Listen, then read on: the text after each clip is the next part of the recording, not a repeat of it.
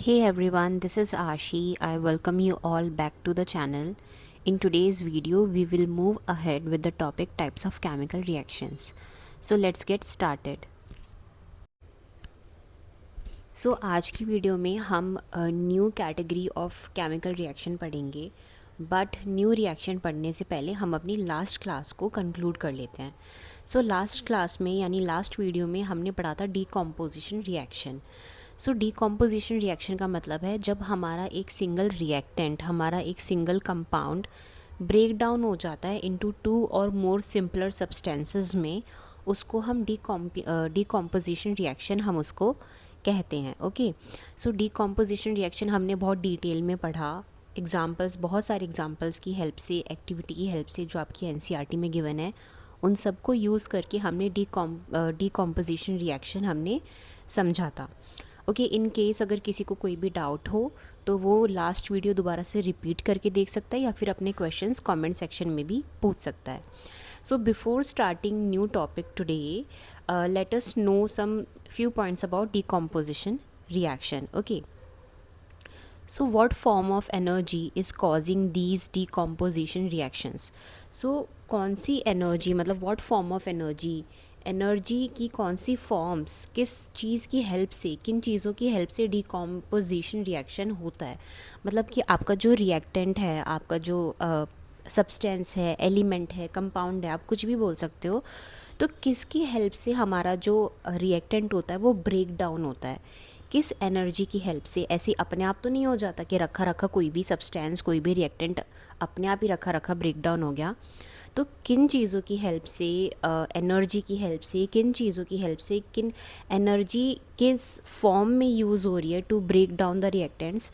Okay, किस किस form में एनर्जी यूज़ हो रही है रिएक्टेंट्स को ब्रेक डाउन करने के लिए. The decomposition reactions require energy either in the form of heat, light or electricity. Energy किस किस फॉर्म में यूज़ हो रही है, हीट, लाइट और इलेक्ट्रिसिटी. इफ़ यू रिमेंबर, मैं आपको दोबारा से याद दिला देती हूँ अगर किसी को याद नहीं आ रहा है तो. हमने लास्ट क्लास में, लास्ट वीडियो में एक्टिविटीज़ की थी जिनकी हेल्प से हमने डीकॉम्पोजिशन रिएक्शन समझा था. तो उन एक्टिविटीज़ में हमने एनर्जी हीट की फॉर्म में यूज़ की थी, हमने एक जगह लाइट की फॉर्म में यूज़ की थी और एक जगह हमने इलेक्ट्रिसिटी की फॉर्म में यूज़ की थी. इसका मतलब है कि एक एक्टिविटी में हमने हमारा जो रिएक्टेंट था वो ब्रेक डाउन हो रहा था with the help of heat. ठीक है, तो उसको हम कहते हैं थर्मल डीकॉम्पोजिशन रिएक्शन. जब हमारा रिएक्टेंट, हमारा एलिमेंट, हमारा कंपाउंड ब्रेक डाउन होता है with the help of heat use करके, यानी बर्नर की हेल्प से फ्लेम पर रख के, बर्न करके, बॉयल करके, जब हमारा कोई रिएक्टेंट डीकम्पोज होता है यानी ब्रेक डाउन हो जाता है into new substance, okay, into new two or more simpler substances, तो उसको हम कहते हैं थर्मल डीकॉम्पोजिशन रिएक्शन. जब हीट यूज़ होती है किसी रिएक्टेंट को ब्रेक डाउन करने में तो उसको हम कहते हैं थर्मल डीकॉम्पोजिशन रिएक्शन. ओके, फिर एक एक्टिविटी में हमारा जो रिएक्टेंट है वो लाइट यानी सनलाइट. ओके, लाइट का क्या मतलब है यहाँ पे, सनलाइट की हेल्प से हमारा जो रिएक्टेंट है वो डीकम्पोज हो रहा था, तो उसको हम कहते हैं फोटोकेमिकल रिएक्शन. क्या हम कहते हैं, फोटोकेमिकल रिएक्शन. जब किसी रिएक्टेंट को, किसी कंपाउंड को डीकम्पोज करने के लिए, ब्रेक डाउन करने के लिए सनलाइट यूज़ की जाती है. क्या यूज़ की जाती है, सनलाइट, तो उसको हम कहते हैं फोटोकेमिकल रिएक्शन. ओके, लाइट का मतलब है सनलाइट. Next is electricity. हमने एक एक्टिविटी में किया था electrolysis of water. Okay, water को डीकम्पोज किया था, ब्रेक डाउन किया था इनटू हाइड्रोजन एंड ऑक्सीजन. जब आपका रिएक्टेंट, आपका सब्सटेंस ब्रेक डाउन होता है with the help of electricity, यानी इलेक्ट्रिसिटी को यूज़ करके, तो उसको हम कहते हैं इलेक्ट्रोलिसिस. क्या कहते हैं, इलेक्ट्रोलिसिस. डीकॉम्पोजिशन रिएक्शन में एक सिंगल रिएक्टेंट को ब्रेक डाउन किया जाता है into two or more simpler substances. Okay, और जो हमारा रिएक्टेंट है, जो हमारा कंपाउंड है, वो ब्रेक डाउन कैसे कैसे होता है, with the help of heat. या तो हीट यूज़ करके ब्रेक डाउन होता है, या फिर सनलाइट को यूज़ करके ब्रेक डाउन होता है, या फिर इलेक्ट्रिसिटी को यूज़ करके ब्रेक डाउन होता है. तो जब हम हीट यूज़ करते हैं तो उसको हम कहते हैं thermal decomposition reaction.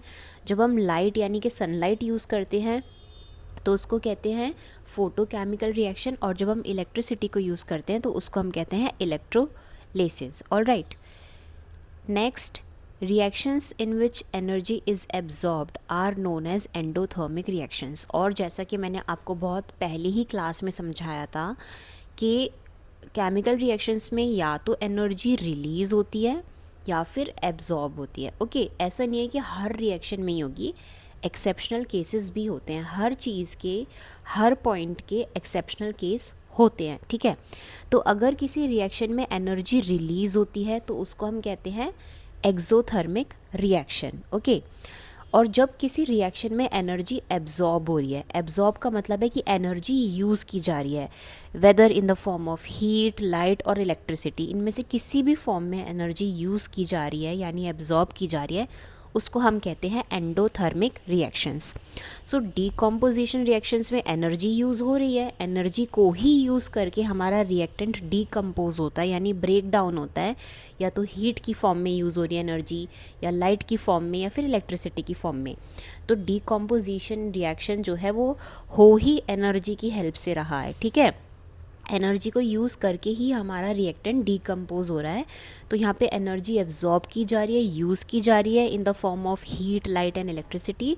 Therefore all decomposition reactions are endothermic reactions, ठीक है। हमारी डीकम्पोजिशन रिएक्शंस एंडोथर्मिक रिएक्शंस भी होते हैं। वाई? क्योंकि इन रिएक्शंस में एनर्जी एब्जॉर्ब की जा रही है।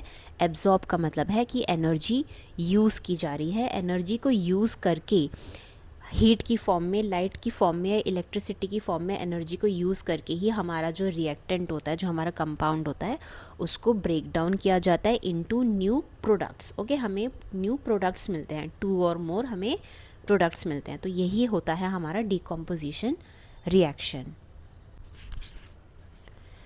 सो आपकी एनसीईआरटी में, जो आपकी साइंस की 10th क्लास की एनसीईआरटी बुक है, उसके पेज नंबर 10 पे देखो, एक ब्लू कलर के बॉक्स में, ओके, एक ब्लू कलर का बॉक्स है, carry out the following activity, ये लिखा हुआ है। तो आगे बढ़ने से पहले, डिस्प्लेसमेंट रिएक्शन पे आने से पहले हम ये एक्टिविटी परफॉर्म करते हैं। ओके, मतलब इस एक्टिविटी के बारे में हम पढ़ते हैं, क्योंकि हम पूरी एनसीईआरटी कवर करके चल रहे हैं। And let me remind you one thing, कि आपको एनसीईआरटी में जितना भी गिवन है, जो भी गिवन है, वो आपको सब पढ़ना है। कोई एक्सटर्नल बुक मत पढ़ो, कोई किसी ऑथर की बुक, इधर उधर से कोई रेफरेंस बुक लेके कोई ज़रूरत नहीं है पढ़ने की। सिर्फ अपनी एनसीईआरटी आप पूरी प्रिपेयर कर लो। जितनी भी एक्टिविटीज़, जितने भी एग्ज़ाम्पल, चैप्टर के बीच के इन टेक्स्ट के क्वेश्चंस, एक्सरसाइज के क्वेश्चंस जितने भी गिवन हैं, आप इन सबको भी प्रिपेयर कर लोगे तो आप बहुत बहुत बहुत अच्छा स्कोर अपने बोर्ड एग्ज़ाम्स में कर सकते हैं। So let's see the activity. Activity में लिखा है, ये जो ब्लू कलर के बॉक्स में एक्टिविटी है, पेज नंबर 10 पे, उसमें लिखा है take about 2 gram barium hydroxide. Okay, आपको 2 ग्राम बेरियम हाइड्रोक्साइड लेना है। ओके, क्या आपको लेना है? Element barium hydroxide in a test tube. एक टेस्ट ट्यूब में आपको 2 ग्राम्स थोड़ा सा बेरियम हाइड्रोक्साइड लेना है। Okay, then add 1 gram of ammonium chloride and mix with the help of a glass rod। सो आपने एक टेस्ट ट्यूब में 2 ग्राम बेरियम हाइड्रोक्साइड ले लिया, फिर उसमें आपको 1 ग्राम अमोनियम क्लोराइड, ओके, 1 ग्राम अमोनियम क्लोराइड, थोड़ा सा, यानी जितना आपने बेरियम हाइड्रोक्साइड लिया टेस्ट ट्यूब में, उसकी हाफ क्वांटिटी में अमोनियम क्लोराइड आपको उसमें ऐड करना है, और फिर आपको उसको मिक्स करना है। मिक्स आपको ग्लास रॉड बेसिकली क्या, एक स्टिक होती है, जैसे स्टिक होती है ना, ऐसे स्टिक होती है, बट वो ग्लास की होती है। So that is glass rod. Okay, उसकी हेल्प से उसको मिक्स करना है। उसके बाद touch the bottom of the test tube. फिर टेस्ट ट्यूब के बॉटम में आपको टच करना है with the help of your palm. आपकी जो हथेली होती है उसको पाम कहते हैं। तो अपने पाम की हेल्प से, अपनी हथेली की हेल्प से आपको टेस्ट ट्यूब के बॉटम को टच करना है, नीचे से आपको टेस्ट ट्यूब को टच करना है, and then you have to tell whether it is an exothermic और एंडोथर्मिक। ओके, ये एक्सोथर्मिक रिएक्शन है या एंडोथर्मिक रिएक्शन है। तो इससे पहले हम एक्टिविटी के बारे में बात करें, मैं आपको दोबारा से रिकॉल करा देती हूँ ओके जब किसी रिएक्शन में, जब किसी केमिकल रिएक्शन में हीट रिलीज़ होती है, हीट रिलीज़ होती है उसको हम कहते हैं एक्सोथर्मिक रिएक्शन। और जब किसी केमिकल रिएक्शन में हीट एब्जॉर्ब होती है, ओके हीट को एब्जॉर्ब यानी यूज़ किया जाता है, उसको हम कहते हैं endothermic reaction. Okay heat release होती है तो एक्सोथर्मिक, हीट एब्जॉर्ब होती है तो एंडोथर्मिक। नाउ जब हीट रिलीज़ होती है, हीट रिलीज़ होती है तो ऑब्वियसली हमारे जो सराउंडिंग है वो क्या होगा, वो गर्म हो जाएगा, वो हीट अप हो जाएगा, वो गर्म हो जाएगा। तो आप हीट यानी कि आप गर्म फील करोगे, आप वार्म फील करोगे। फॉर एग्ज़ाम्पल आपने जैसे मान लो यही रिएक्शन है, ये आपने करा लिया, अगर ये रिएक्शन एक्सोथर्मिक हुआ इसका मतलब हीट रिलीज़ होगी, एक्सोथर्मिक होगा तो आपको जो टेस्ट ट्यूब है वो आपको गर्म फील होगी क्योंकि हीट रिलीज़ हो रही है। हीट रिलीज़ होगी तो ऑब्वियसली जो आपका सॉल्यूशन जो भी बनेगा वो गर्म हो जाएगा। ओके वो गर्म हो जाएगा तो आपको गर्म फील होगा, वार्म फील होगा। और एंडोथर्मिक रिएक्शन में हीट एब्जॉर्ब हो जाती है, तो हीट जब एब्जॉर्ब हो जाती है तो जो आपकी जो सराउंडिंग है वो कूल डाउन हो जाती है। ओके तो अगर ये रिएक्शन जो हम परफॉर्म करने जा रहे हैं, ये एक्टिविटी अगर ये एंडोथर्मिक हुई यानी इसमें हीट एब्जॉर्ब हुई तो आपको टेस्ट ट्यूब कोल्ड फील होगी। ओके कैसी फील होगी, आपको वो ठंडी फील होगी। ओके सो एक्सोथर्मिक में जब हीट रिलीज़ होती है तो आप हीट अप फील करते हो, आप वार्म फील करते हो, कि गर्म फील करते हो। और एंडोथर्मिक रिएक्शन में जब हमारी हीट एब्जॉर्ब हो जाती है सराउंडिंग्स में से एब्जॉर्ब हो जाती है हीट, तो it cools down the surrounding. Okay जो इसके आसपास का सराउंडिंग होता है वो कूल डाउन हो जाता है, आपको कोल्ड फील होता है। All right so now let's get back to the activity. So activity में हमने क्या किया है कि एक टेस्ट ट्यूब में हमने थोड़ा सा बेरियम हाइड्रोक्साइड लिया है, उसमें थोड़ा सा अमोनियम क्लोराइड ऐड किया है, उसको मिक्स किया है with the help of glass rod. अब आपको टेस्ट ट्यूब को टच करके बताना है कि ये एक्सोथर्मिक है या एंडोथर्मिक है। ऑब्वियसली अगर टेस्ट ट्यूब आपको गर्म फील होती है तो इसका मतलब है कि ये एक्सोथर्मिक है, हीट रिलीज़ हो रही है। और अगर आपको टेस्ट ट्यूब ठंडी फील होगी तो इसका मतलब है कि ये एंडोथर्मिक रिएक्शन है, मतलब हीट एब्जॉर्ब हो रही है। ठीक है चलिए अब इस रिएक्शन के बारे में हम पढ़ते हैं थोड़ा डिटेल में। What happens in the activity. So हम इस एक्टिविटी में क्या कर रहे थे, basically you mix 2 gram of barium hydroxide and 1 gram of ammonium chloride in a test tube. आप एक टेस्ट ट्यूब लेते हो, उसमें आप 2 gram barium hydroxide and 1 gram यानी हाफ अमोनियम क्लोराइड, जितना आपने बेरियम हाइड्रोक्साइड लिया उसकी हाफ क्वांटिटी में अमोनियम क्लोराइड, ये दो चीज़ें, ये दो सब्सटेंसेस, दो रिएक्टेंट्स को आप मिक्स करते हो टेस्ट ट्यूब में। ठीक है आप मिक्स करते हो टेस्ट ट्यूब में। When you touch the bottom, उसके बाद मिक्स करने के बाद आप ग्लास रॉड की हेल्प से इसको मिक्स कर लेते हो एक टेस्ट ट्यूब में। उसके बाद जब आप टेस्ट ट्यूब का बॉटम टच करोगे, okay you will feel it cold, आपको ठंडा महसूस होगा, ठंडा महसूस होगा। तो जैसे कि मैंने जस्ट अभी बताया, आपको टेस्ट ट्यूब का बॉटम ठंडा महसूस हो रहा है, इसका मतलब कि जो हीट है वो एब्जॉर्ब हो चुकी है, रिलीज़ नहीं हो रही। रिलीज़ होती तो गर्म होता, हीट एब्जॉर्ब हो गई है इसलिए आपको टेस्ट ट्यूब कोल्ड फील हो रही है, ठंडी फील हो रही है। That means what does it mean, the reaction is endothermic reaction. Okay जो हीट है वो एब्जॉर्ब हो गई है, आपको टेस्ट ट्यूब कोल्ड फील हो रही है, इसका मतलब है कि ये जो रिएक्शन है ये एंडोथर्मिक रिएक्शन है। What does it mean? The reaction absorbs heat from the surrounding। इसका मतलब है जो भी आपने ये रिएक्शन कराया है, ये बेरियम हाइड्रोक्साइड में हमने अमोनियम क्लोराइड ऐड किया है, तो ये जो भी हमने रिएक्शन कराया है इसने क्या किया है कि हीट एब्जॉर्ब कर लिया फ्रॉम द सराउंडिंग। सराउंडिंग क्या है, your palm is the surrounding. Okay आप टेस्ट ट्यूब पे अपनी पाम टच कर रहे हो, अपनी हथेली, अपना हैंड टच कर रहे हो फील करने के लिए कि वो कोल्ड है या हॉट है। तो आप जब अपनी पाम टच कर रहे हो तो वो ही उसका सराउंडिंग बन जाता है।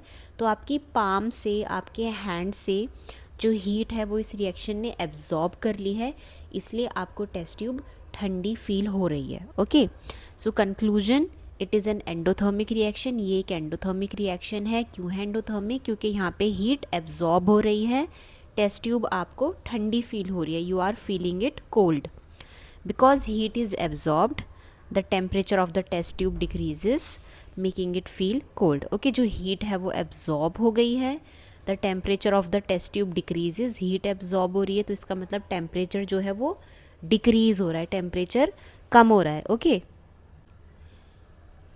ये बेसिक सी बात है, जितना टेम्परेचर बढ़ता है उतनी गर्मी होती है। ओके, जितना टेम्परेचर बढ़ता है इसका मतलब उतना ज़्यादा गर्म होना, और टेम्परेचर का डिक्रीज़ होना के मतलब ठंडा होना। ओके, टेम्परेचर इंक्रीज़ मतलब ह्यूमिडिटी बढ़ना, गर्मी बढ़ना, गर्म होना। टेम्परेचर डिक्रीज़ होना मीन्स कूल डाउन होना। All right, so heat is absorbed, heat absorb हो रही है। ओके, टेम्परेचर हमारा डिक्रीज़ हो रहा है, मेकिंग इट फील कोल्ड, इसलिए ये हमको कोल्ड फील हो रही है टेस्ट ट्यूब।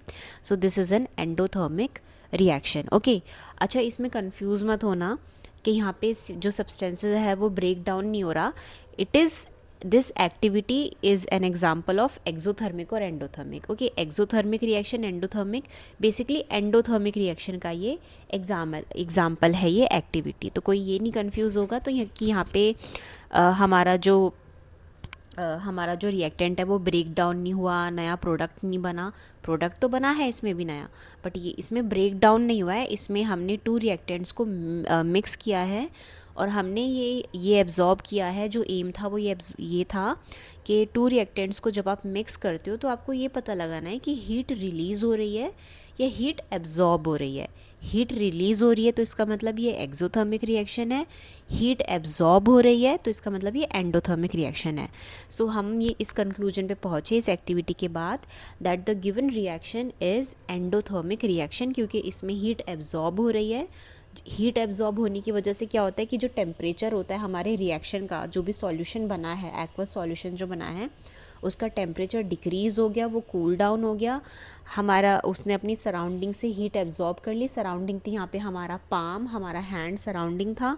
ओके, उसमें से उसने पूरी हीट एब्जॉर्ब कर ली, इसलिए हम टेस्ट ट्यूब को कोल्ड फील कर पा रहे हैं। आपको ठंडी फील हो रही है test tube. So this is what an endothermic reaction looks like. Okay, so this is an example of endothermic reaction. So हमने केमिकल रिएक्शंस एंड इक्वेशंस में अभी तक केमिकल रिएक्शंस क्या होती हैं, केमिकल इक्वेशंस क्या होती हैं, उनको बैलेंस कैसे किया जाता है, क्या क्या रिक्वायरमेंट्स हैं जो आपको इक्वेशन में मेंशन की जाती हैं, किस तरह से केमिकल इक्वेशन हम लिखते हैं, टाइप्स ऑफ रिएक्शंस क्या होते हैं। ओके, हमने कॉम्बिनेशन रिएक्शन के बारे में पढ़ा, हमने डीकॉम्पोजिशन रिएक्शन के बारे में पढ़ा, एक्सोथर्मिक रिएक्शंस के बारे में पढ़ा, एंडोथर्मिक रिएक्शंस के बारे में पढ़ा। Next topic is displacement reaction. अब हम डिस्प्लेसमेंट रिएक्शन के बारे में पढ़ेंगे। डिस्प्लेसमेंट रिएक्शन क्या होते हैं? A displacement reaction is a chemical reaction in which a more reactive element displaces a less reactive element from its compound. Okay, so basically simplest way में इसका क्या मतलब है कि कोई एक केमिकल रिएक्शन है तो उसमें 2-3 कंपाउंड्स होते हैं, ठीक है, 2-3 एलिमेंट्स होते हैं जिनको आप मिक्स या अनमिक्स या ब्रेक डाउन करके आप रिएक्शन कराते हो और कुछ प्रोडक्ट आपको मिलते हैं। तब जितने भी रिएक्टेंट्स इन्वॉल्व हैं, 2 और 3 रिएक्टेंट्स जो भी केमिकल इक्वेशन में इन्वॉल्व हैं, उनमें कभी कभी क्या होता है कि कोई कोई एलिमेंट बहुत ज़्यादा स्ट्रॉन्ग होता है और कोई कोई रिएक्टेंट वीक होता है। तो डिस्प्लेसमेंट रिएक्शन में बेसिकली क्या हो रहा है कि जो हमारा स्ट्रॉन्ग रिएक्टेंट होता है वो वीक वाले को ना उसके कंपाउंड में से, यानी उसको जो भी उसकी आइडेंटिटी है उसमें से उसको डिस्प्लेस कर देता है। This is what displacement reaction is. ठीक है, दोबारा बताती हूँ, आई थिंक थोड़ा कॉम्प्लिकेटेड लगा होगा फर्स्ट टाइम सुनने में। सो डिस्प्लेसमेंट रिएक्शन में क्या होता है, बेसिकली जब किसी केमिकल रिएक्शन में कोई मोर रिएक्टिव एलिमेंट, मोर रिएक्टिव का मतलब है कि मोर स्ट्रॉन्ग, ठीक है, कोई कोई एलिमेंट, कोई कोई रिएक्टेंट बहुत ज़्यादा स्ट्रॉन्ग हो जाता है, उसका रिएक्शन, ओके, उसका जो असर होता है, जो उसका एक्शन रिएक्शन होता है वो बहुत ज़्यादा स्ट्रॉन्ग होता है, तो उसको हम कहते हैं मोर रिएक्टिव एलिमेंट। ठीक है, highly reactive, more reactive, strongly reactive, इनका मतलब है कि कभी कभी एक एलिमेंट जो बहुत ज़्यादा रिएक्टिव है, ओके, मुझे रिएक्टिव का एग्जैक्ट हिंदी वर्ड समझ नहीं आ रहा आपके आगे बोलने के लिए, but I hope you are understanding कि कभी कभी कोई कोई रिएक्टेंट, कोई कोई एलिमेंट, कोई कोई कंपाउंड क्या होता है, वो बहुत ज़्यादा रिएक्टिव होता है, ठीक है, उसका जो असर होता है, जो उसका रिएक्शन होता है वो बहुत ज़्यादा हो जाता है। तो जो लेस रिएक्टिव एलिमेंट होते हैं, जो लेस रिएक्टिव एलिमेंट होते हैं, उनको वो डिस्प्लेस कर देता है, यानी हटा देता है। ओके, उनको वो डिस्प्लेस कर देता है, ब्रेक डाउन कर देता है, डीकम्पोज कर देता है, उनको वो डिस्प्लेस कर देता है फ्रॉम इट्स कंपाउंड, उनके अपने खुद के कंपाउंड से। उसको हम कहते हैं डिस्प्लेसमेंट रिएक्शन। ओके, जैसे कि फॉर एग्जांपल, अब आपको समझ आएगा, A B is a compound, okay, and C is an element. Okay, एक ये ए बी, एक ये आपका रिएक्टेंट है, रिएक्टेंट नंबर 1, और आपका ये है रिएक्टेंट नंबर 2। जब आप इन दोनों को आपस में मिला के रिएक्शन कराते हो तो आपको मिलता है A C plus B. A B plus C gives A C plus B. इससे हमें क्या पता चलता है कि आपका एक रिएक्टेंट है ए बी और आपका एक रिएक्टेंट है सी, ठीक है। तो जब इन दोनों का आपने आपस में रिएक्शन कराया तो जो सी है उसने बी को रिप्लेस कर दिया, सी ने बी को रिप्लेस कर दिया, और आपको जो प्रोडक्ट मिला वो आपको मिला ए सी प्लस बी। तो देखो बी यहाँ पे अकेला रह गया, यहाँ पे सी अकेला था, यहाँ पे बी अकेला रह गया, यहाँ पे बी ने ए के साथ मिलके कंपाउंड बनाया हुआ था, यहाँ पे सी ने ए के साथ मिलके कंपाउंड बनाया। Okay, I hope it is clear to you, I hope आपको ये समझ आ रहा हो। इन केस किसी को कॉम्प्लिकेटेड लग रहा है, समझ नहीं आ रहा है, तो प्लीज़ कॉमेंट करके मुझे बता दें, मैं और ईजी सिंपल वे में ट्राई करूँगी एक्सप्लेन करने का। ओके, सो बेसिकली यहाँ पे मोर रिएक्टिव एलिमेंट कौन सा हो गया, स्ट्रॉन्ग एलिमेंट, मोर रिएक्टिव एलिमेंट हो गया हमारा सी। ओके, और हमारा लीस्ट रिएक्टिव या लेस रिएक्टिव एलिमेंट क्या हो गया, वो हो गया हमारा बी। ये हमको कैसे पता चला? ओके, ये हमको कैसे पता चला, यहाँ पे ए बी कंपाउंड है और एक सी है। ओके, यहाँ पे हमें मिला ए सी, तो बी रिप्लेस हो गया ना अपनी जगह से, यहाँ पे ए बी है तो सी ने बी को रिप्लेस कर दिया और हमें मिल गया प्रोडक्ट ए सी। क्या मिल गया हमें? नया प्रोडक्ट ए सी, और बी यहाँ पे एक अलग एलिमेंट बन के रह गया, प्रोडक्ट बन के रह गया। ओके, अलग हो गया अपने कंपाउंड से। ये जो ए बी कंपाउंड था ये ए और बी का मिला के कंपाउंड था, ए और बी का मिला के ये कंपाउंड था। यहाँ पर प्रोडक्ट साइड क्या है, ए और सी का मिला के कंपाउंड बन गया है, बी को सी ने रिप्लेस कर दिया। ओके, तो हमारा मोर रिएक्टिव एलिमेंट कौन सा हो गया, सी, और हमारा least reactive or less reactive element हो गया हमारा B. Okay, so A B plus C gives A C plus B, ये होता है डिस्प्लेसमेंट रिएक्शन। आई होप आपको ये समझ आया होगा। बाकी हम एक्टिविटीज़ करेंगे, एग्जाम्पल्स करेंगे, तो उसमें आपको धीरे धीरे सब समझ आ जाएगा। सो बेसिकली आपको एग्ज़ाम में जब पूछा जाएगा what is displacement reaction, define displacement reaction, तो आप ये डेफिनेशन लिख सकते हैं और एग्ज़ाम्पल में आप ये एग्ज़ाम्पल भी लिख सकते हैं, आपको पूरे नंबर मिलेंगे। Okay, a displacement reaction is a chemical reaction in which a more reactive element displaces a less reactive element from its compound. Okay, जब किसी केमिकल रिएक्शन में एक मोर रिएक्टिव एलिमेंट जो होता है, जो हमारा स्ट्रॉन्ग रिएक्टेंट होता है, वो लेस रिएक्टिव कंपाउंड को डिस्प्लेस कर देता है, रिप्लेस कर देता है। ओके, उसको कहते हैं हम डिस्प्लेसमेंट रिएक्शन।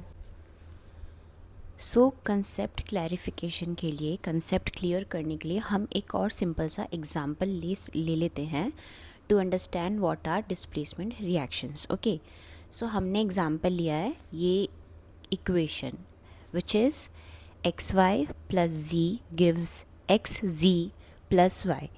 ओके, तो सपोज़ करो कि ये एक केमिकल इक्वेशन है। ओके, ये केमिकल इक्वेशन है।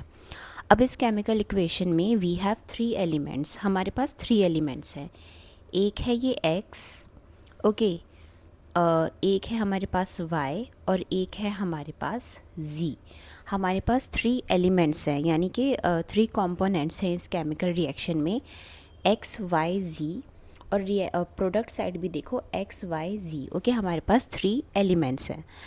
अब x और y ने, इन दोनों एलिमेंट्स ने मिलकर एक कंपाउंड बनाया हुआ है which is X Y, this compound. Okay, x और y ये 2 एलिमेंट्स हैं, इन्होंने मिलके आपस में एक कंपाउंड बनाया हुआ है and z is independent. Okay, z independent compound है। तो जब हम एक्स वाई और ज़ी का आपस में हम रिएक्शन करा रहे हैं तो हमें मिल रहा है X Z and Y. Okay, so हम इसमें क्या नोटिस कर पा रहे हैं कि यहाँ पे जो x और y मिलकर जो इन्होंने कंपाउंड एक्स वाई बनाया था, ठीक है, रिएक्टेंट साइड, प्रोडक्ट साइड हमको क्या देखने के लिए मिल रहा है, x एंड z। इसका मतलब क्या है कि इस z ने y को उसी के कंपाउंड में से डिस्प्लेस कर दिया।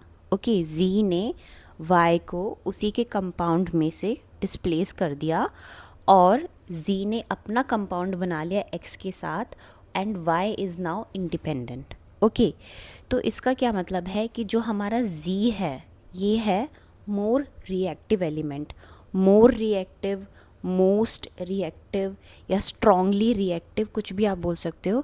Z है यहाँ पे हमारा मोर रिएक्टिव एलिमेंट क्योंकि Z ने Y को उसी के कंपाउंड में से, ये जो एक्स वाई कंपाउंड था इसी कंपाउंड में से Z ने Y को डिस्प्लेस कर दिया और Z ने अपना कंपाउंड फॉर्म कर लिया with X and now Y is independent. Okay, हमें कैसे पता चला है कि Z मोर रिएक्टिव है, क्योंकि Z ने Y को डिस्प्लेस किया हुआ है। ओके, यहाँ पे एक्स वाई था, यहाँ X और Z हो गया।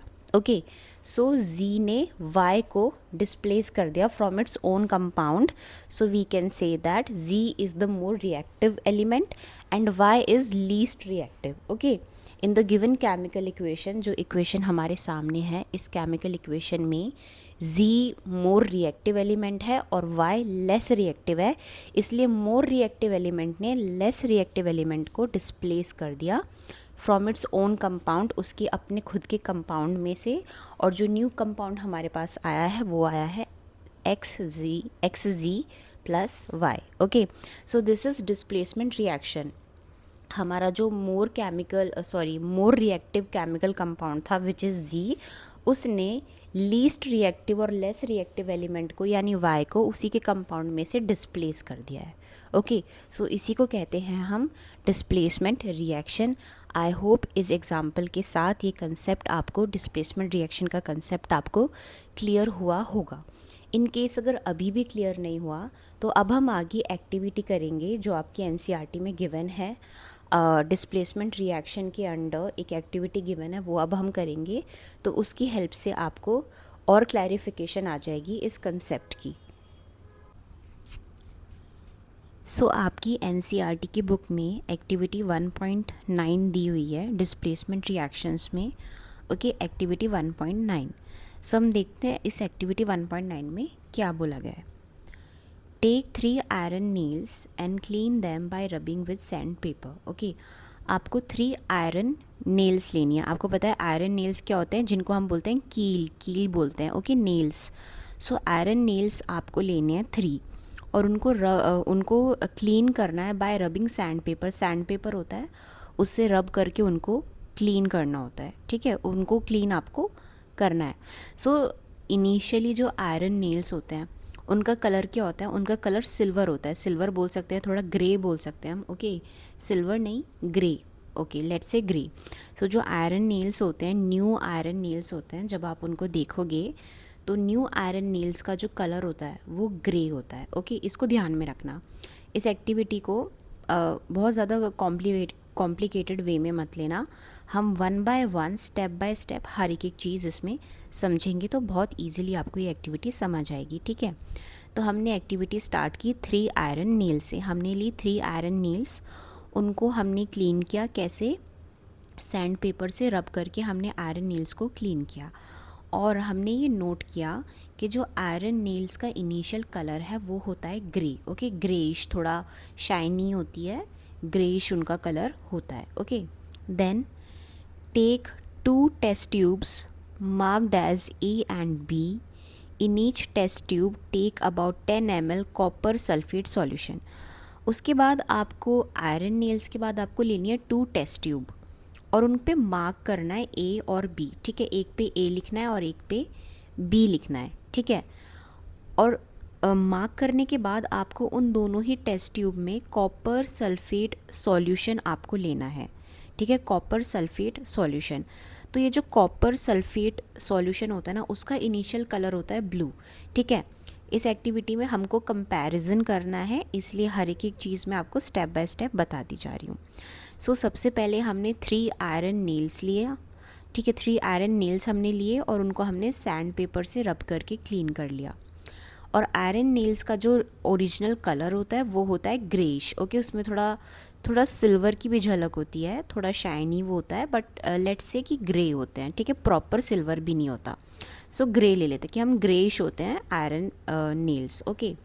उसके बाद हमने 2 टेस्ट ट्यूब लिए, उन पे हमने मार्क किया A और B, क्योंकि हमें वो कंपेयर करने हैं, तो A और B मार्क किया। उन दोनों टेस्ट ट्यूब में आपको लेना है 10 ml, थोड़ा सा आपको 10 ml कॉपर सल्फेट सॉल्यूशन लेना है। और कॉपर सल्फेट सॉल्यूशन का जो ओरिजिनल कलर होता है वो होता है ब्लू, ओके। क्या होता है? Blue colour. Next, tie 2 iron nails with a thread and immerse them carefully in the copper sulfate solution in test tube B for about 20 minutes. Keep 1 iron nail aside for comparison. So हमने initially 3 iron nails लिए थे, okay. उन 3 में से एक को side रख दो, बचे 2 को आपको थ्रेड से टाई करना है, ठीक है। आपको थ्रेड से उनको बांधना है और उनमें से एक उन 2 आयरन नेल्स को जिनको आपने थ्रेड से बांधा है, उनको आप एक टेस्ट ट्यूब में, for example test tube B में आप उनको डिप कर दोगे, ठीक है। तो हमारी 2 टेस्ट ट्यूब है, हमने 2 टेस्ट ट्यूब में कॉपर सल्फेट सॉल्यूशन लिया है, ओके। लेकिन आयरन नेल्स हम एक ही टेस्ट ट्यूब में डिप करेंगे क्योंकि हमें कंपेयर करना है, तो कंपैरिजन के लिए 1 आयरन नेल हमने साइड में रख दी है और टेस्ट ट्यूब ए जो थी उसमें कॉपर सल्फेट सॉल्यूशन है वो हमने साइड में रख दिया है। टेस्ट ट्यूब बी में हमने कॉपर सल्फेट सॉल्यूशन में 2 आयरन नेल्स को डिप किया है, उन पे थ्रेड को टाई करके, थ्रेड से बांध के हमने 2 आयरन नेल्स को कॉपर सल्फेट सॉल्यूशन में डिप किया है। सो अबाउट 20 मिनट्स के लिए, at least 20-30 minutes, half an hour के लिए उनको डिप करने के बाद take out the iron nails from the copper sulphate solution. आपको आयरन नेल्स बाहर निकालनी है, वो दोनों कॉपर सल्फेट सॉल्यूशन में से, ठीक है।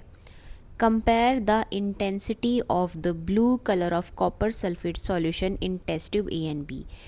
आयरन नेल्स निकालने के बाद जो आपने टेस्ट ट्यूब बी में डाली थी कॉपर सल्फेट सॉल्यूशन में, अब टेस्ट ट्यूब बी के कॉपर सल्फेट सॉल्यूशन को और टेस्ट ट्यूब ए के कॉपर सल्फेट सॉल्यूशन को आपको कंपेयर करना है, ठीक है।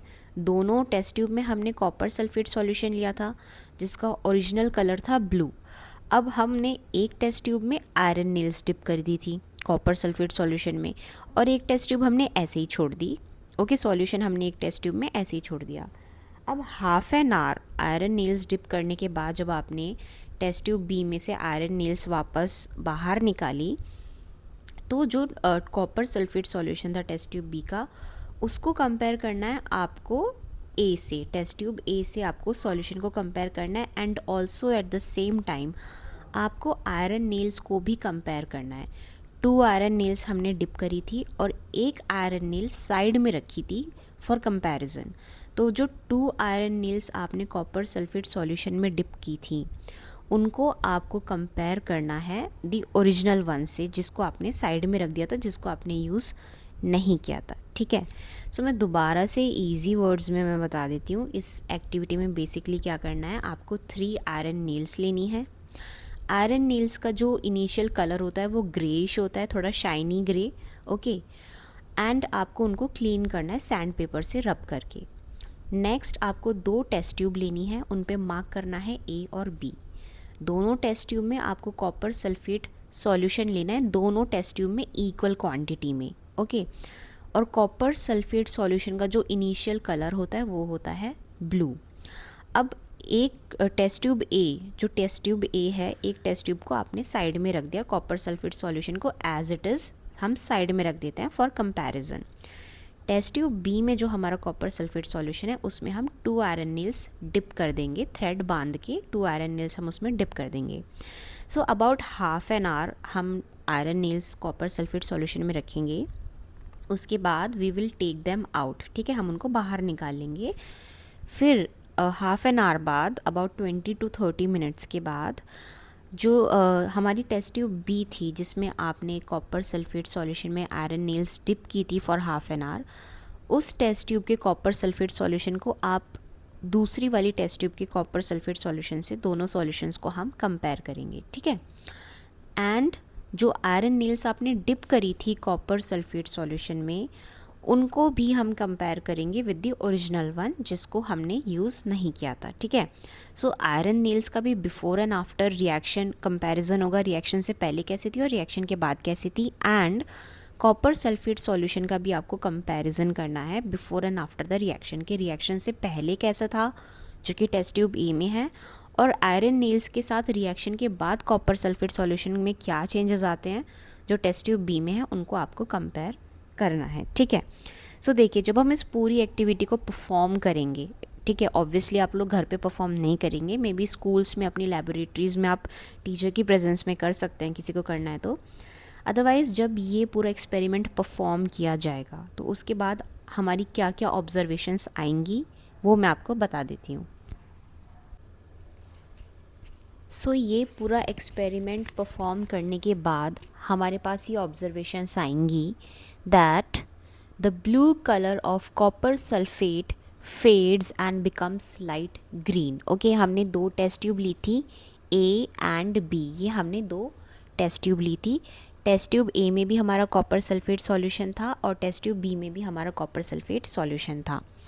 फिर टेस्ट ट्यूब बी में टेस्ट ट्यूब बी में जो हमारा कॉपर सल्फेट सॉल्यूशन था उसमें हमने 2 आयरन नेल्स डिप करी थी, ठीक है। इसमें हमने रिएक्शन कराया था, इसको हमने ए को हमने एज इट इज़ छोड़ दिया था साइड में बाद में कंपैरिजन के लिए।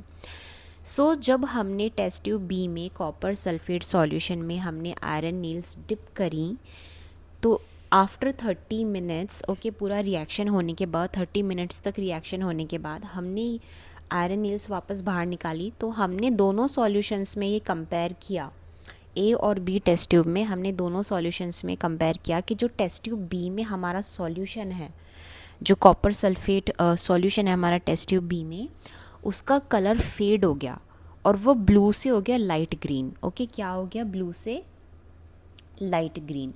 ओरिजिनल कलर था ब्लू और रिएक्शन के बाद आयरन नेल्स के साथ रिएक्शन के बाद उसका कलर हो गया light green. Okay, it fades, जो कलर था वो थोड़ा फेड हो गया और वो बन गया लाइट ग्रीन जो ओरिजिनली था blue. Okay, so copper sulphate solution का कलर चेंज हो गया। टेस्ट ट्यूब ए में तो ब्लू ही कलर का है जो ओरिजिनल था, उसको हमने अनटच रखा था, टच नहीं किया था, कंपैरिजन के पर्पस के लिए रखा था। और टेस्ट ट्यूब बी में जो हमने रिएक्शन किया है आयरन नेल्स के साथ कॉपर सल्फेट सॉल्यूशन का, तो उसमें हमने नोटिस किया कि जो ओरिजिनल कलर ब्लू था वो फेड होके क्या हो गया, ग्रीन। ओके, तो सो कॉपर सल्फेट सॉल्यूशन का कलर जो है वो चेंज हो गया from blue to green. Next, the iron nail get a reddish brown coating on it. Iron nail में भी चेंज आया है। जो हमारा इनिशियल आयरन नेल था, जो ओरिजिनल आयरन नेल था, वो कौन से कलर का था, वो ग्रेश था, ठीक है, थोड़ा शाइनी ग्रेश कलर था। लेकिन जब आपने उन आयरन नेल्स को 20 to 30 मिनट्स के लिए कॉपर सल्फेट सॉल्यूशन में डिप करके रखा तो जो हमारे आयरन नेल्स थे उनके ऊपर एक रेडिश ब्राउन कलर की कोटिंग आ जाती है। ओके, क्या आ जाती है, रेडिश ब्राउन कलर की coating. This coating is copper metal.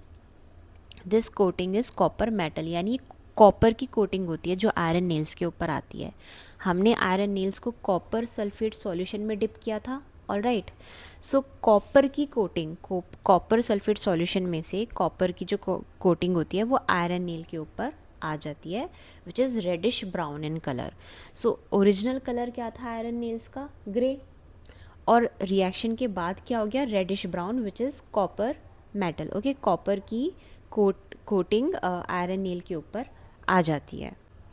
सो ये हमें आफ्टर द एक्सपेरिमेंट ऑब्जर्वेशंस मिलते हैं, विच इज़ अगेन आई रिपीट कि हमारा जो कॉपर सल्फेट सॉल्यूशन होता है उसका कलर चेंज हो जाता है from blue to green. And also हमारे जो आयरन नेल्स होते हैं जो ओरिजिनली ग्रेश कलर के होते हैं, थोड़े शाइनी से होते हैं, ग्रेश कलर के होते हैं, उनको जब आप कॉपर सल्फेट सॉल्यूशन में डिप करके रखते हो तो उस पर कॉपर की कोटिंग आ जाती है, रेडिश ब्राउन कलर की कोटिंग उनके ऊपर आ जाती है, which is copper metal. Okay, why does this happen, ऐसा क्यों हुआ। ओके ये जो कॉपर सल्फेट सॉल्यूशन का कलर है वो क्यों चेंज हुआ, आयरन नील का कलर क्यों चेंज हुआ। ओके ये सब क्यों हुआ, अब हम ये समझेंगे one by one. Okay so first, iron displaces copper from copper sulphate solution. सबसे पहले क्या हुआ कि आयरन ने कॉपर को कॉपर सल्फेट सॉल्यूशन में से डिस्प्लेस किया। ओके हमने जो सॉल्यूशन लिया था वो कॉपर सल्फेट सॉल्यूशन था जिसका ओरिजिनल कलर ब्लू था और बाद में वो चेंज होके ग्रीन हो गया जब हमने उसमें आयरन नील्स डिप की फॉर 20 to 30 मिनट्स। बाद में उसका जो कलर था वो चेंज होके लाइट ग्रीन हो गया। ठीक है, ऐसा क्यों हुआ, क्योंकि आयरन ने कॉपर सल्फेट सॉल्यूशन में से कॉपर को डिस्प्लेस कर दिया। आयरन ने कॉपर सल्फेट सॉल्यूशन में से कॉपर को डिस्प्लेस कर दिया, which means iron is more reactive than copper. Iron ने कॉपर को उसी के सॉल्यूशन में से डिस्प्लेस कर दिया, इसका मतलब है iron is more reactive than copper. Okay जो हमारा आयरन है this is more reactive than copper, copper से ज़्यादा रिएक्टिव है आयरन। ओके इसलिए आयरन ने कॉपर को उसी के कंपाउंड में से कॉपर सल्फेट सॉल्यूशन में से कॉपर को डिस्प्लेस कर दिया आयरन ने। ठीक है, इसलिए जो कॉपर सल्फेट सॉल्यूशन था उसका कलर चेंज हो गया from blue to green. Copper comes out of the solution and deposits on the iron nail. So iron ने कॉपर को उसी के कंपाउंड में से यानी कि कॉपर सल्फेट सॉल्यूशन में से कॉपर को डिस्प्लेस कर दिया। ओके सो कॉपर सॉल्यूशन में से निकलकर आयरन नेल पे डिपॉजिट हो जाता है। ठीक है, कॉपर सॉल्यूशन में से निकल के कॉपर सल्फेट सॉल्यूशन में से कॉपर डिस्प्लेस होकर डिस्प्लेस होकर आयरन के ऊपर डिपॉजिट हो जाता है। ठीक है, copper comes out of the solution and deposits on the iron nail. क्योंकि आयरन नेल का भी कलर चेंज हुआ है, वो क्यों हुआ है, क्योंकि जो आयरन नेल का कलर रस्ट ब्राउन हुआ है। Okay reddish brown colour change हुआ है आयरन नेल का। इनिशियल कलर था ग्रे, बाद में कॉपर सल्फेट सॉल्यूशन में डिप करने के बाद आयरन नेल का कलर हो गया reddish brown. Okay so iron nail का कलर क्यों चेंज हुआ है, क्योंकि कॉपर सल्फेट सॉल्यूशन में से निकल के आयरन के ऊपर डिपॉजिट हो गया। ठीक है, सो यहाँ पे दो चीज़ें हो रही हैं। फर्स्ट, एक तो आयरन ने कॉपर को उसी के कंपाउंड में से यानी कि कॉपर सल्फेट सॉल्यूशन में से कॉपर को डिस्प्लेस कर दिया आयरन ने। ठीक है, इसलिए कॉपर सल्फेट सॉल्यूशन का जो कलर है वो ब्लू से चेंज होकर ग्रीन हो गया। तो एक तो ये चीज़ हो रही है। सेकंड है कि जो आयरन नेल था वो इनिशियली था ग्रे कलर का। ओके और कॉपर सल्फेट सॉल्यूशन में डिप करने के बाद हमारा आयरन नेल हो गया था रेडिश ब्राउन कलर का। वो क्यों हुआ था, क्योंकि कॉपर सॉल्यूशन में से निकल के यानी कि कॉपर सल्फेट सॉल्यूशन में से कॉपर बाहर निकल के डिस्प्लेस होकर आयरन नेल के ऊपर डिपॉजिट हो जाता है, इसलिए आयरन नेल का जो कलर है वो रेडिश ब्राउन हो जाता है from grey. Okay the solution becomes iron sulphate which is light green. Okay so क्योंकि कॉपर सल्फेट सॉल्यूशन में से कॉपर को आयरन ने डिस्प्लेस कर दिया है, तो अब जो सॉल्यूशन बना है वो है iron sulphate which is light green in colour. Okay तो ये जो हमारे पास नया सॉल्यूशन आया है लाइट ग्रीन कलर का, दिस इज़ आयरन सल्फेट। जो पहले था ब्लू कलर का कॉपर सल्फेट, उसमें से आयरन ने कॉपर को डिस्प्लेस कर दिया है, तो अब हमारे पास आता है नया solution iron sulphate which is light green in colour. So I hope आपको समझ आया होगा कि क्यों कॉपर सल्फेट सॉल्यूशन का कलर चेंज हुआ, क्यों आयरन नेल का कलर चेंज हुआ। सो this is all displacement reaction. Okay this is all displacement reaction. हम आयरन और कॉपर सल्फेट सॉल्यूशन कि इस केमिकल रिएक्शन को जब केमिकल इक्वेशन की फॉर्म में लिखेंगे तो हम ऐसे लिखेंगे Fe means iron. Okay which is solid, जो कि सॉलिड स्टेट में है। तो हमने क्या क्या लिया है, हमने रिएक्टेंट साइड लिए थे Fe which is iron which is in solid state, और हमने लिया था CuSO4 is copper sulphate solution. ठीक है, तो क्योंकि ये सॉल्यूशन है तो ये है एक्वस सॉल्यूशन। सॉल्यूशन का मतलब मैंने आपको बताया था, एक्वस सॉल्यूशन का मतलब है किसी भी केमिकल को जब हम वाटर में मिला के, एक केमिकल की थोड़ी सी क्वांटिटी को लेके जब हम वाटर में मिला के एक सॉल्यूशन बनाते हैं, उसको हम कहते हैं aqueous solution. Okay, so copper sulphate का हमारे पास है aqueous solution. Cu means copper, SO is sulphate, so this is copper sulphate solution. Okay, so जब Fe यानी आयरन का हमने रिएक्शन कराया कॉपर सल्फेट सॉल्यूशन में, तो हमें मिला FeSO4 plus Cu। FeSO4 is iron sulphate, Fe is iron, यहाँ पे देखो Fe is iron and SO is sulphate. So हमें मिलता है iron sulphate which is again aqueous solution, और हमको मिलता है कॉपर Cu। आयरन के ऊपर कॉपर डिपॉजिट हो जाता है रेडिश ब्राउन कलर का, तो हमको मिलता है कॉपर सॉलिड स्टेट में।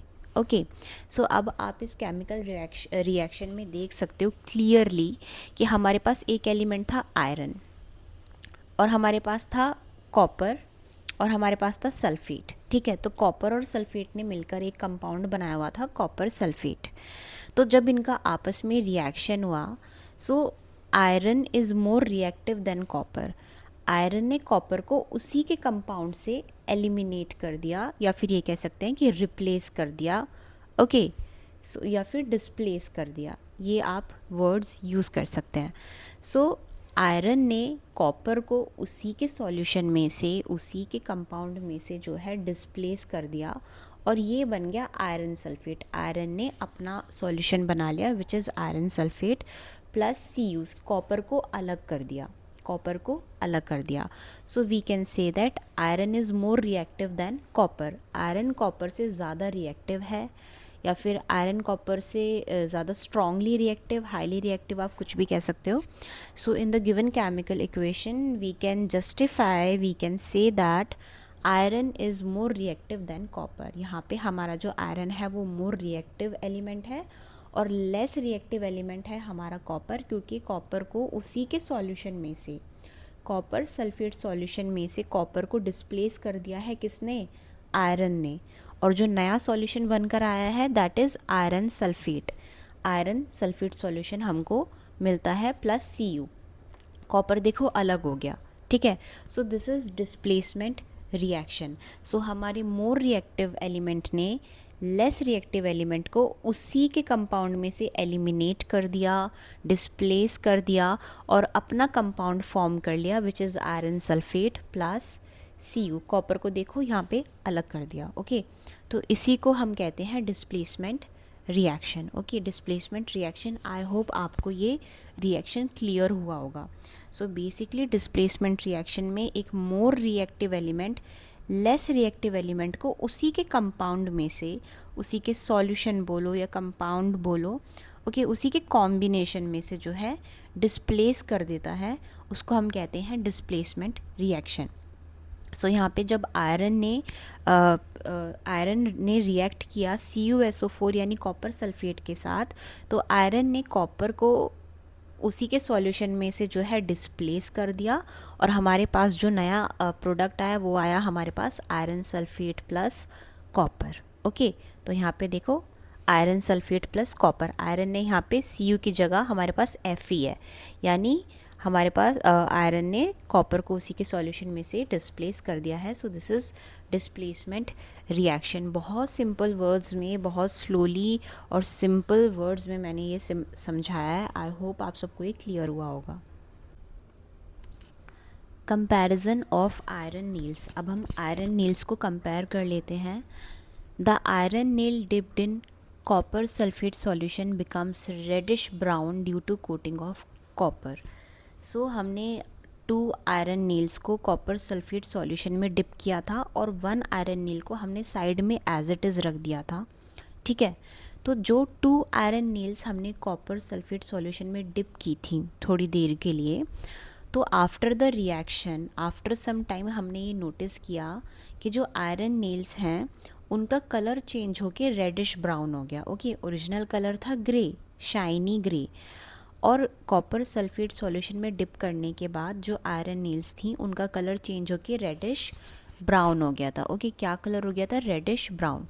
वो रेडिश ब्राउन क्यों हुआ? Due to coating of copper, यानी कि कॉपर सल्फेट सॉल्यूशन में से जो कॉपर है वो डिस्प्लेस हो गया था, आयरन ने उसको डिस्प्लेस कर दिया था, because it is least reactive and iron is more reactive then copper. Okay, तो least reactive in the given situation, ठीक है, जो हमारी ये सिचुएशन है, जो हमारी केमिकल रिएक्शन है उसमें लीस्ट रिएक्टिव है।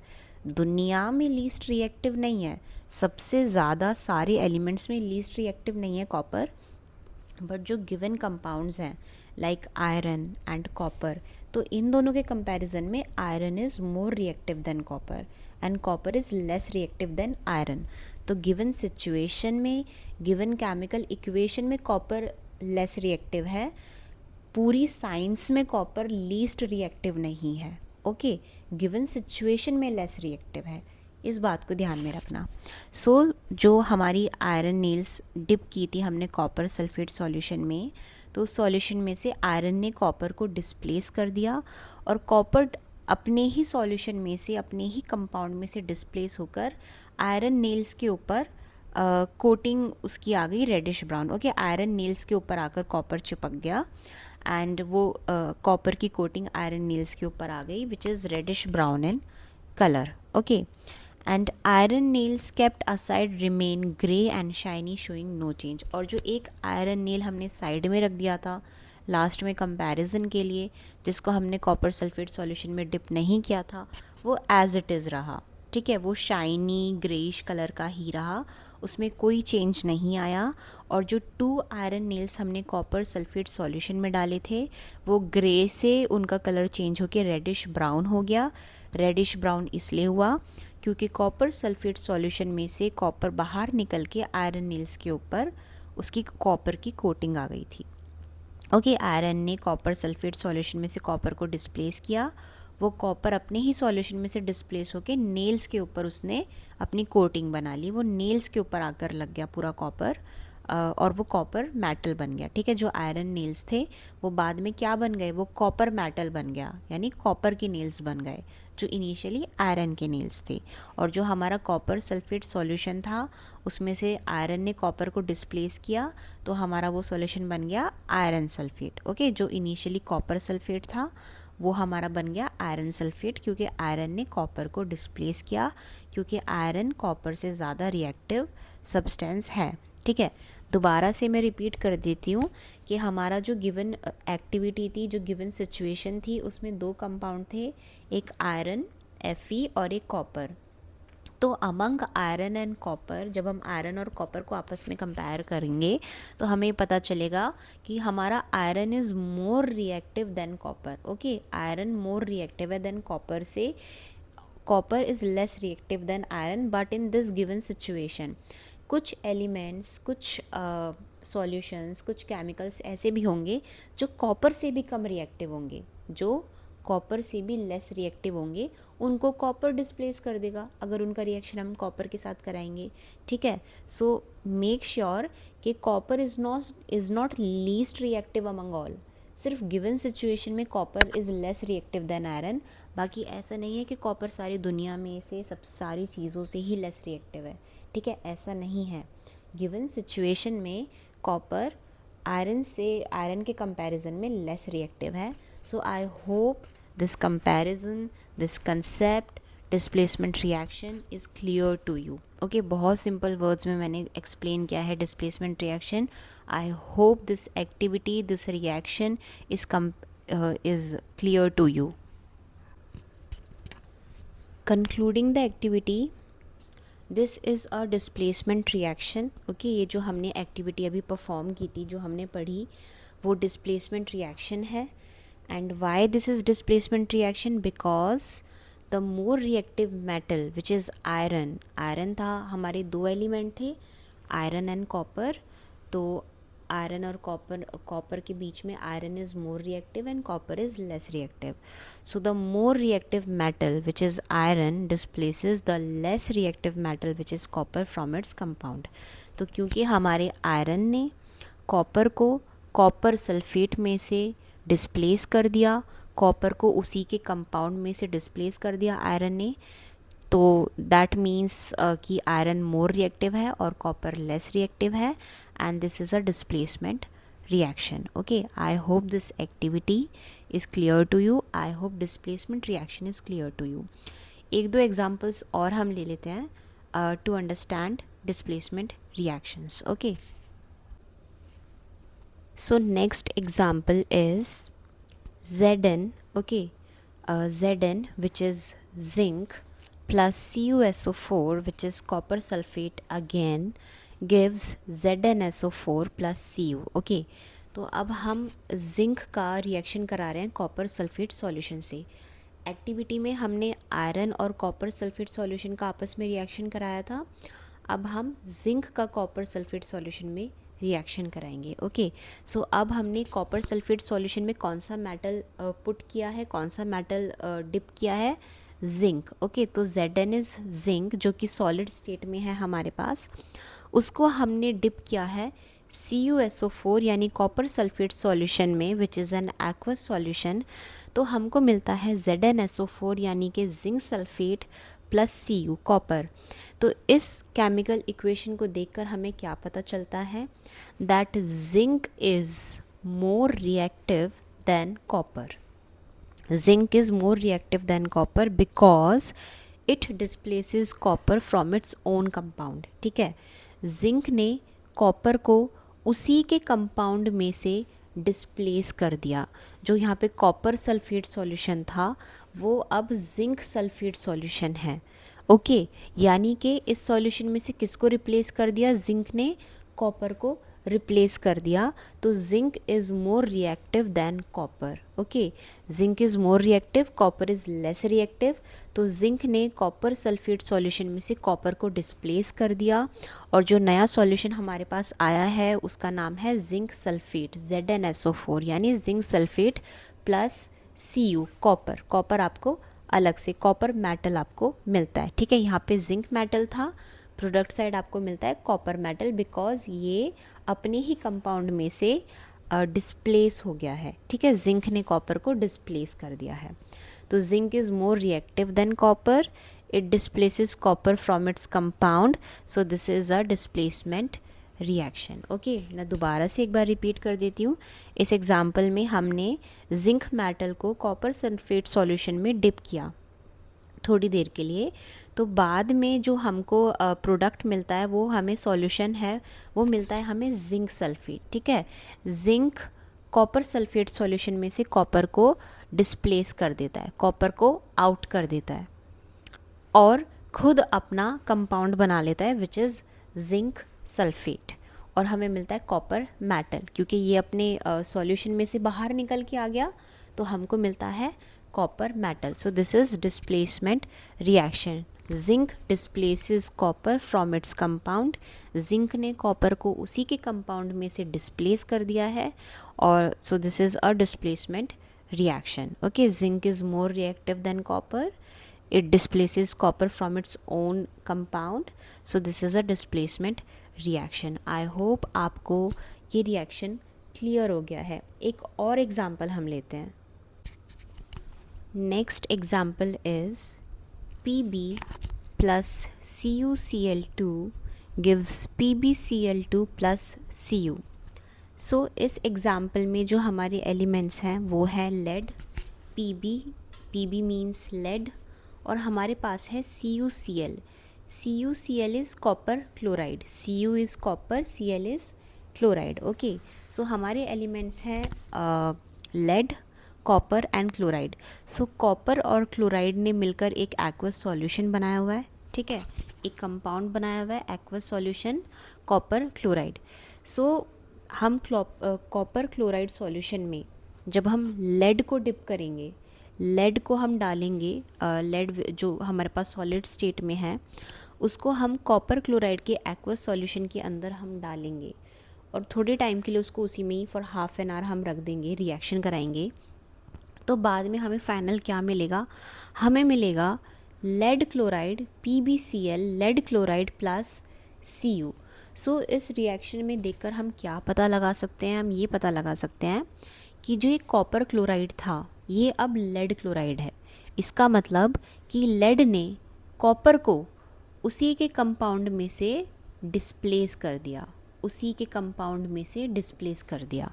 तो ये जो कॉपर क्लोराइड था, इसमें लेड ने कंपाउंड कॉपर को उसी के कंपाउंड में से डिस्प्लेस कर दिया। तो हमारा जो नया कंपाउंड आया वो आया लेड क्लोराइड प्लस Cu जो है अपने कंपाउंड में से बाहर निकल के अलग एक इंडिपेंडेंट मेटल बन गया। Okay, so this means that lead is more reactive then copper. जो यहाँ पे Pb है which is lead, it is more reactive then copper, copper is less reactive than lead, it displaces copper from its compound. Okay, lead ने copper को उसी के compound में से डिस्प्लेस कर दिया, और जो कॉपर क्लोराइड था वो अब हमारा बन गया लेड क्लोराइड। ओके, तो इस कंपाउंड में से कॉपर को लेड ने डिस्प्लेस कर दिया।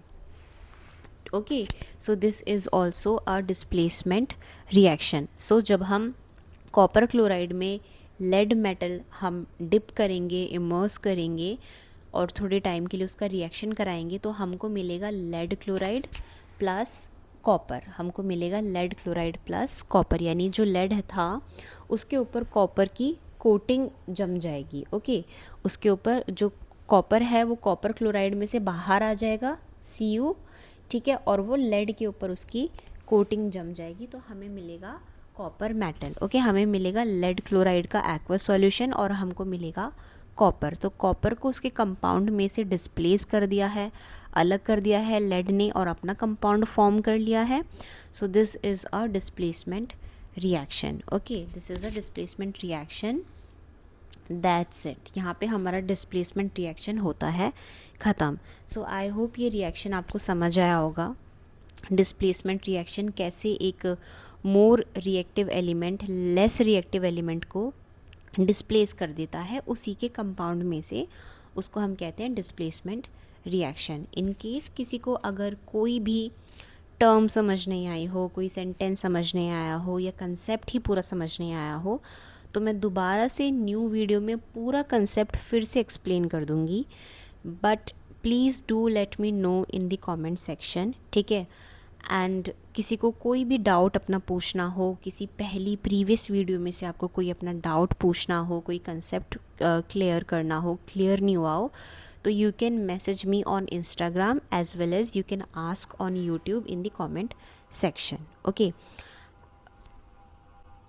सो आज के लिए इतना ही। आज की क्लास में हमने डिस्प्लेसमेंट रिएक्शन पढ़ा और हमारा डिस्प्लेसमेंट रिएक्शन टॉपिक पूरा ख़त्म हो चुका है आज की ही क्लास में।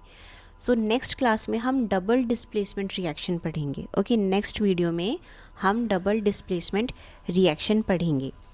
So if this video helped you in any possible way, please do like, share, comment and please subscribe the channel for more such content. Okay, thanks for watching. See you in the next video.